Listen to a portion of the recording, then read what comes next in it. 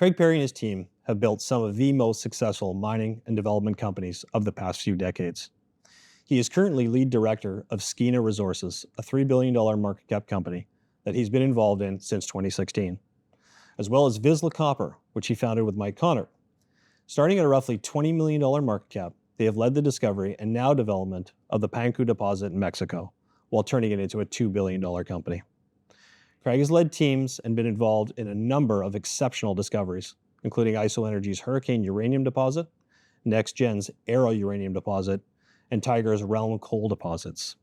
Now, he sets his sights on the Palmer deposit in Alaska. Craig? Warwick, lovely to be with you, mate. Yeah, good to see you. I'm glad we're getting a chance to do this. I always think it's worthwhile in a transaction of this nature to kind of sit with the other side and let shareholders, get a feel for what we're both thinking. So why don't I go first, and then I can pass to you, and we can bash it around. So, from an American Pacific perspective, we take $15 million in equity, along with an additional $15 million of potential milestone payments. We end up owning roughly 19.9%. of a fully financed Vizsla Copper. There's a $25 million pending financing coming, which gives you, more than enough capital. And per our discussions, we're strategically aligned in regards to the value that Palmer can bring Vizsla, but also for American Pacific going forward. For us, we've focused on acquiring high-grade assets in the Western U.S., bringing in strategic partners to help develop these assets. It's worth mentioning there were other options here, but we took our time to find the right equity package, but more importantly, the right group to move Palmer forward. We couldn't be happier striking a deal with Vizsla Copper. So with that, let me pass to you for your thoughts. Likewise, Warwick, we're thrilled to get this done. Of course, we started talking nearly 12 months ago, and we were tremendously impressed with the project, the team, and the approach. I think we'd understood that you'd had certain challenges, not the least of which was the market downturn, which we're now coming out of. But it's a tremendous project. It's so very, very rare to have such high-grade drill hits, such a significant resource that it's emerging at such significant grades, close to tidewater and close to that massive Pacific market, which is where you necessarily need to sell your copper and silver to get the best prices. So we were thrilled by that. And we're very, very happy to welcome American Pacific on board as a major shareholder. And we're looking forward to delivering for all shareholders and everyone involved and affected by the project going forward. Us as well. The timing works incredibly well also. I think we found the interest from when Trump came in until now. Alaska's opened up tremendously. I don't know if you want to talk to that for him. Yeah, look, absolutely. And I suppose one of the things that's changed since we initially started talking late last year is that, of course, you have seen that change of administration. I think globally, the US administration aside, you've seen a complete 180-degree turnaround from governments around the world, whether it's the US government. Mexico's now starting to issue even open-pit mine permits. You're seeing the French and the European governments encouraging exploration and mining investment, recognising that we need these critical minerals if we're to improve the environmental situation of the planet, particularly with regards to carbon.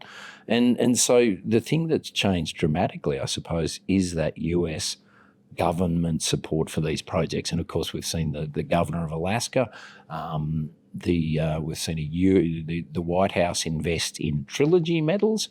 That's had a tremendous impact on their project potential. And of course, the governor of Alaska's dossier to the White House from back in April had Palmer as their number one project. So that's a fair indication that the US, and particularly Alaska, wants to see mineral projects developed or advanced and developed to supply, particularly US markets for metals that are critical to life as it is now and as we go forward. So, I'm thrilled that we could get get this deal done and bring on board a tremendous project. And you mentioned up front, my people, the team around me have had a tremendous track record of advancing projects in a manner that is as sustainable as possible, with as much a focus on community and First Nations advancement as possible. And so that's crucial here, of course. This is one of the things I wanted to compliment you on and maybe have you comment on as well. You have a tremendous ESG record. I know you've been nominated from PDC as well as others for a bit of your ESG background for all of the companies that you've been involved in. Maybe you could talk to that for 2 minutes. Yeah, absolutely. And I learned this under, one of my early mentors and business partners, Owen Heggett in Australia, that guy took a company called Oxiana from a $6 million project all the way to about a $12 billion valuation in 6 years, from 1999 to 2007. And he did that by advancing and developing projects in locations where communities were nearby and incredibly important to the advancement of the project. So I learned a hell of a lot from Owen. They built Laos's first major mining project, which increased Laos' GDP by 20% the day the mine opened. And that project was built in and around about 20 different communities. We created job opportunities and then more than that, business opportunities for those communities by investing in those communities and co-investing. And won tremendous community support by taking those approaches. And there at that Sepon project in Laos now, there are long-term sustainable businesses that are owned by traditional landholders and communities in that area. There's a better way of doing things than the mining industry has been doing for the last 100 years. And we focus on those things, listening to people, understanding, what they want to see from projects. And we've carried that all the way through. You look at what we've done at Panuco. Again, we're building one of the world's biggest silver mines. Actually, we put out our feasibility study today. That will be the world's biggest silver mine. And that's very close to the communities of Kapala and Panuco. We work hand in hand with those communities and we enjoy their full support. At Skeena, we are rebuilding the old Eskay Creek mine, and we've worked closely with the Taltan there. Taltan very, very supportive of what we're doing. We're expecting a vote on the IBA, the benefits, Indigenous Benefits Agreement there in the next few weeks, and that's been proceeding very well. So I suppose we've sort of demonstrated that not only do we listen, but we act on what we hear from communities and First Nations groups, and look to work in partnership with those guys. So it's it's a process. The other thing that we are doing at Inventor Capital and Vizsla Silver, for example, is we have a regenerative mining initiative, and so we're looking at not only advancing and building businesses around those mining projects for those community partners, but also delivering a strong pathway to sustainable development. And one of the things that we do look at now is what are the most innovative approaches to mining? Minimising tailings impact, minimising the impact on land.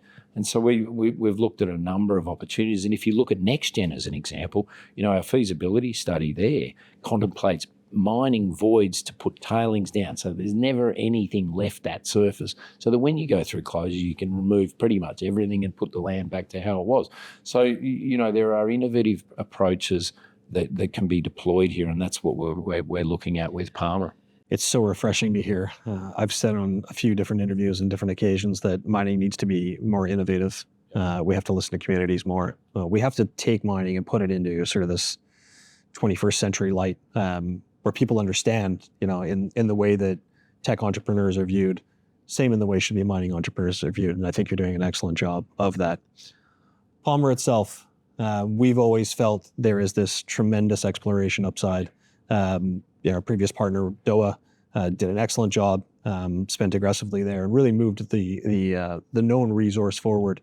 But the piece that's left here that can create, I think, an awful lot of excitement is this exploration upside. I'd love to get your thoughts on that and maybe a bit of what your initial game plan may be. Yeah, absolutely. And I think it's crucial to highlight that this is a long way from being a mining project. Agreed. And there's a lot of stages you have to go through to get there. So we're many, many years away from that. However, the exploration upside suggests that this could be a tremendous project. VMS type deposits, often very high grade, often, interesting metallurgically. In the case of Palmer, it ticks so many boxes. Of course, just this week we've seen I believe silver and copper added to the list of critical minerals in the White House's list of things they need. So it ticks all those boxes. But the extraordinary thing about this is the grade. Some of the holes that you drilled in 2023, of the order of 40 metres at 8.5% copper, 29 metres at 11.5% copper equivalent. So extraordinary grade. And not only is that good for the company and its shareholders, but the great thing about that is that, again, because it's such high grade, the footprint of a project longer term can be so much more reduced. But I think I'm thrilled. But just before I joined Rio Tinto, I did my master's thesis on honours thesis on a VMS project. Now, I remember my first boss at Rio Tinto telling me that VMS projects are too small for Rio Tinto. Well, that's probably true, but they're not too small for a company like Vizsla Copper in the sense that these things can often be the most profitable projects. And grade is king. And you see that with the feasibility study we put out at Vizsla Silver today. MPV of about $1.8 billion US, a capex of $234 million US. So, the returns for investors are many multiples of that capital invested. That's all because of grade. And here at Palmer, we have tremendous grades. I've not seen, I really think it's one of the best VMS projects found in the last 20 years. And for us, it's a very straightforward job. Win community and First Nations and government support. And get in and drill some spectacular holes come summer next year. And we've done a lot of work over the past couple of months looking at that exploration potential. We see it as being tremendous. It's very rare that you have so much mineralisation outcropping out of the ground that's yet to be tested. And of course, we've been through a downturn. It's been hard to raise capital. That's changing as we speak. I think we'll be well financed to get in there and hit the ground running next year with some really strong drill hits. In the meantime, we'll be looking at all of the early stage study type work, and I think that by mid next year we'll have a fairly strong view on how best to advance the project in terms of environment, permitting, community and First Nation engagement, and then of course on into project studies. But I've spent a good part of the last 10 years kicking the tyres on probably over 1,000 copper projects around the world. There aren't many like this, probably a handful. I'll say this, we're thrilled to be working with you on this. We're thrilled to be shareholders on it. It's been literally, I think it's been 364 days that we've owned it ourselves, so a day under a year. There we go. And we've met with a lot of groups on it, but we feel incredibly comfortable and incredibly excited to see you guys driving it forward. So we look forward to a lot of success going forward and being big shareholders of it. Well, likewise, Warwick, it's been a pleasure to work with you and your team, and indeed we're bringing some of your team on board with us now, and they've done a tremendous job thus far, and we look forward to working with those guys going forward and everyone involved in the project. I'll just comment on that. You're getting Peter Mercer and the team up in Alaska. From my view, my highly biased view, they're exceptional. And I think the melding of those two teams, because I know you got a good engineering team behind you as well, and a big team at Adventa that by track record have done an incredible job. I think melding those two, you're going to hit the ground running with Peter and the team up there, where he's got that boots on the ground experience up there, knows the community, and knows that project really well. I think melding those two teams really gives you a big advantage. I think that unlocks a lot of value. I've been so very, very impressed with Peter and his team. He's working very well with Steve Blower, Keith Bodnachuk, my guys. And as you mentioned there, we do set ourselves a little bit apart from a lot of other groups in Canada and indeed globally, is that we, when we see a project that justifies our investment and development, we'll develop it ourselves. And we have built under Simon Smirlek, one of our partners and a director of Vizsla Copper. Simon's built up a world-class development team that are, in the throes of building the world's biggest silver mine there in Mexico for us at the moment. They're fully available, all that capacity, all that expertise. So, we've now got all the building blocks in place. In terms of personnel, our access to capital is exceptional. I think we've raised over $1.5 billion in the past 10 years. So we're in good shape. We'll need more capital into Vizsla Copper, but my partners and I will be investing heavily in this project, in this deal now. And we are in really, really good shape with all of that coming together to advance this project. I'm looking forward to hitting the ground running, particularly next year with drilling. We'll, have an outsized drill campaign, I think. Lots of exciting news to come over the next couple of years as we move things forward. We look forward to hitting the ground running with a major new shareholder in American Pacific, and we thank you for your support there. And looking forward to working with you and the team you've built up to really move this project forward, because it's one that deserves to be moved forward with a lot of capital and expertise. And we're in great shape to do that. Yeah, we appreciate it, Craig. We're looking forward to it as well. Thanks very much. Cheers, Warwick. Cheers.